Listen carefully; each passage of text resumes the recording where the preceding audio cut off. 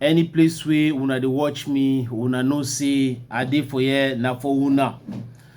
Today no be tomorrow, tomorrow no be today, today na today, and today e get your own wahala dem, e get your own palava dem, e get your own malabangulu ngwete. Una call me say Ekuna man, una call me say Ngi man, una call me say Bamenda man, una call me say Bakwere man. And then if una like, una call me say Anglophone man. I know say that so plenty people they talk am. I like am. The blackest man for the ground, na me. Elela Boamo. Benesi Z. Abela Afo no. Afo Z. Yes, if you hear me, no Saturday enough for you. If you never subscribe, click for the subscription button. Maybe member for the platform. So that anytime while they come live for give information, you the BD, you the assist for the information, can't quick. As I don't tell you now, we go na small for here because say once say any information we give may go far away. May people then share them plenty. Election fever they take place for Cameroon, and honestly speaking, no be for all, not for part. When did it take place? We see one candidate they fight.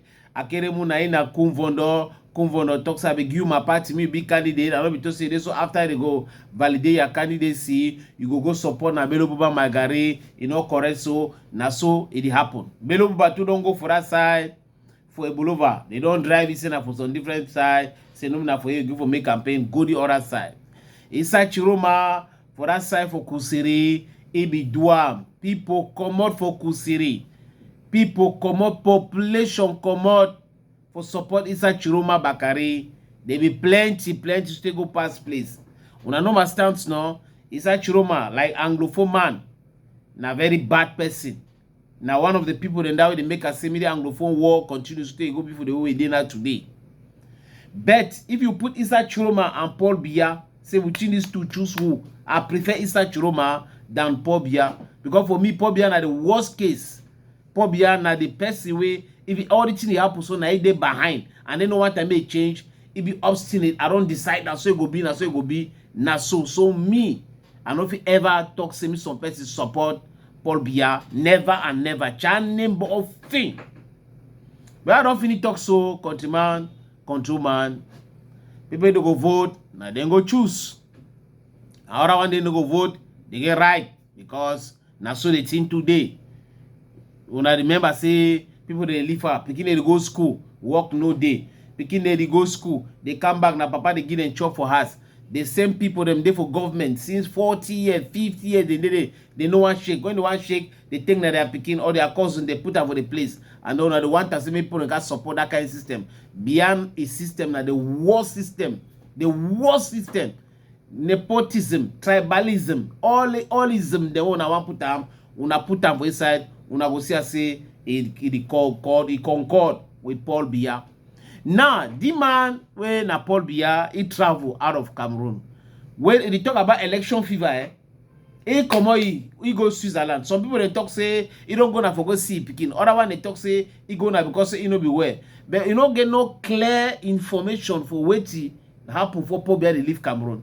Wait to be the two Cameroon gain and from the out we don't go. You don't go stay that number of days and wait to be the importance for Cameroon. And when a Cameroonian money where they use them, taxpayer money where they use them for go order and visit them. Wait to be the important thing we don't bring them back home. Nothing. We never hear take this now. He don't arrive now for airport. Prime Minister Joseph John Gute, not John Gute. Chief Dr. Joseph John Gute. Excuse me, he received for airport. Gongo them, they be for airport for receiving. They don't receive Paul Biya 43 years for power. He want go so take 50 years for power. All he dream for his life na say one die as president of Cameroon. You know one come out, you know nothing. You know one check nothing. He want die like president. If we see what Paul Biya don't do for Cameroon, as I don't start una for education, negative. Balance sheet for education. So zero makabo. Una go for health sector.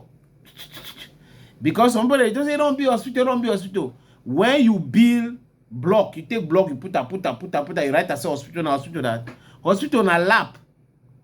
Hospital na the instrument the way they use am for test people them sick. You see wetin they fit know am before they cure you. Na wetin they call as hospital. Hospital too na for take care, pay people them wey dey work for that hospital, medical sector them, good salary. Man no go spend 14 years for learn medicine, also 7 years, 8 years for learn medicine. It can una give 200,000 for 1 month. Why una dey for that politics? I take minimum 1 million for 1 month. Teacher them, they know they treat them well. When I see the way they treat teacher, when I see salary for teachers them. Which sector they correct for the country? The only sector where they correct for the country na cpdm and that government, because all then they get all to the one time they get their money. Na the only sector that they don't care about the others. They don't get time, and all these things now under Paul Biya as president. So people no can be tell me for say Paul Biya he work fine. I say na minister then they work fine. What are you talking about? Paul Biya no they work fine. Na minister they work fine. Then which be the last time? Which be the last time we Paul Biya don't meet up minister them? We don't make ministerial meeting them. Which was the last time? You appoint people for minister, so when they can be minister, so you move them back, you never ever see them. They are the toxin and how he manage country. No, Paul Biya just he tell you una go do the one. He no care about it happen. But most important thing for him is na power. As my power dey, the thing correct for me. Na so the thing dey. So one time go the come for here for try for talk balance sheet for Palava Paul Biya na because election. I don't stay plenty for power. He don't overstay. Friend they call us say use the pouvoir. If you don't overstay, power they intoxicate, and absolute power they corrupt. Now the thing that all we must know. We must know Paul Biya for power for Cameroon again. Now 7 years of misery, 7 years of more corruption, 7 years of I don't know administrative bottlenecks. I don't begin talk grammar. Grammar don't go enter for that thing. So you don't turn back for country. They don't welcome me for airport. A woman for your back. The one they don't do so. And so what? What should be the message? Education go change because they don't come. They tell me that say so. I win a campaign. It go for 4 regions. Then they announce something. When I see newspaper the way they give them money, and then people they go welcome me for airport. Hey, my way is support CPDM for the country. That means the person Trump. You get hard for the supporter. You see a personal situation, the situation where the country they support them. They go for airport. All that people they go for airport go welcome me. They give them money now because they transport them. When I tell them motor, they put the inside na free.